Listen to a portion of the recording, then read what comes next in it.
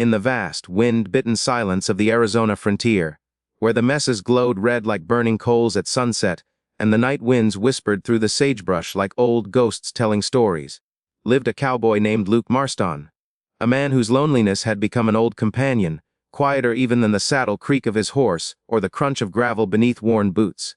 Luke had drifted through life the way tumbleweeds drifted across the plains, blown by fate more than purpose, ever since the war took his older brother, and the drought took his family's ranch. Over the years, his only true companion had become his loyal dog, Rust, a mottled, sharp-eyed cattle dog who understood Luke in ways humans failed to.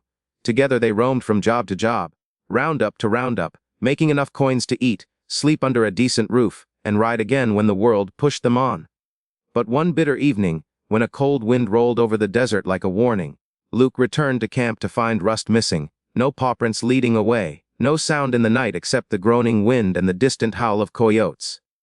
Luke called out until his voice cracked, searched until dawn blistered across the sky, and combed every ravine and arroyo for 3 days, convinced Rust had fallen prey to wolves, outlaws, or the merciless terrain. Sleep turned to sand in his eyes, food tasted like dust, the fire he lit each night felt colder without the dog curled beside him.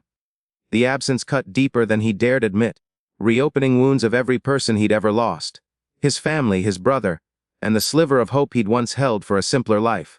On the 4th night, Luke sat by the dying fire scratching the dirt with a stick, whispering Rust's name like a prayer that drifted uselessly into the dark.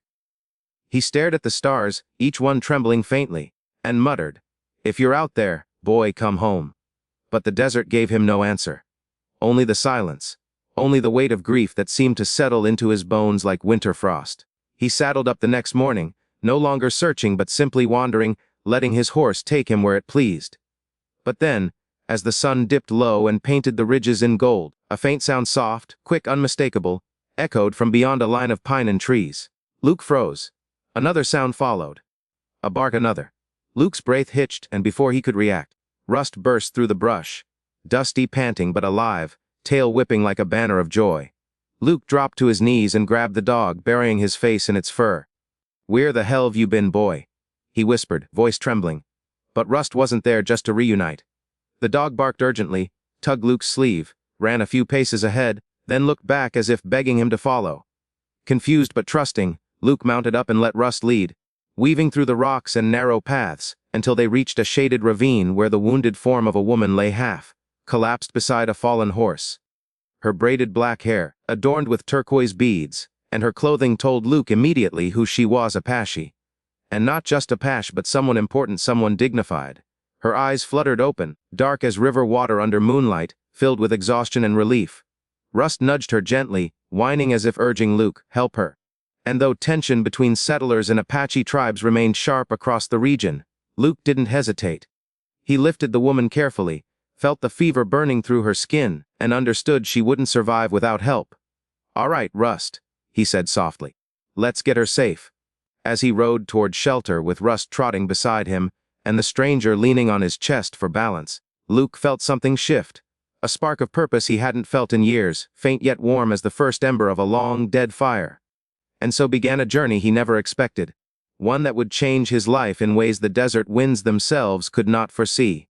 Luke rode through the rugged canyons with the injured woman held carefully in his arms, his dog Rust guiding the way, as though the desert itself had whispered instructions into his loyal ears. When they reached Luke's small cabin, a humble timber shack tucked against a rocky bluff, he set her gently inside, started a fire, and tended to her wounds through the long night. The woman spoke only a little English, but enough for Luke to understand her name, Nalina. Enough for him to understand she was a widow whose husband had been killed in a cross-tribal raid, and that she herself had been ambushed by bandits who mistook her for a courier carrying valuables. Luke couldn't help but feel a stirring sorrow for her. Loss was something he understood far too well.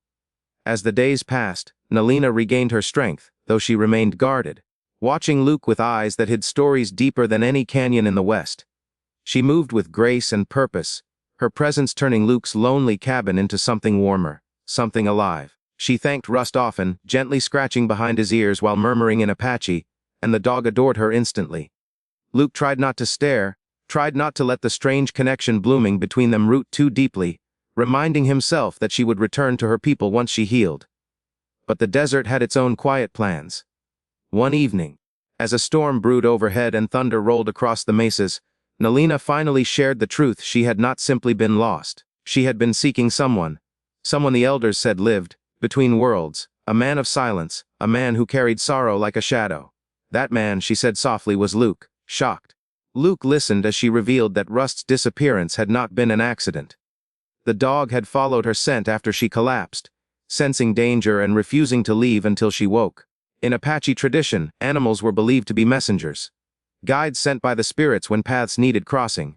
Rust had brought Luke to her not by chance, but by purpose. Nalina leaned closer, her voice trembling as she explained that the Apache elders had foreseen a coming threat, a ruthless gang preparing to raid nearby settlements and tribal camps alike. They needed someone who understood both sides, someone without hate in his heart, someone who had walked the lonely spaces between war and peace. Someone like Luke. Though overwhelmed, Luke knew that every hardship he'd endured, every lonely night in the desert, had carved him into the kind of man who could stand between danger and the innocent. Rust barked as if urging him to accept. So Luke saddled his horse, armed himself, and rode with Nalina into the storm, ready to face the raiders head-on. The battle that unfolded in the desert was fierce, gunfire cracking through the night, horses screaming, dust clouds swirling like ghosts. Luke fought with the strength of every life he'd ever failed to protect, Rust darting and snapping at raiders' heels, and Nalina fighting with a bravery that stunned even the hardened outlaws. When the storm finally broke, the gang was defeated, their plan shattered, their ambition buried beneath mud and blood. Exhausted but alive, Luke turned to Nalina, and in her eyes he saw not just gratitude but hope. A fragile, glowing hope for a shared future neither of them had dared imagine. In the days that followed, Luke escorted her safely back to her people, but she did not stay. Instead, she returned to Luke's cabin days later, standing in the doorway with the desert sunrise behind her, saying simply, "My place is where my heart finds peace." Luke, long a prisoner of loneliness, finally felt the weight lift from his spirit.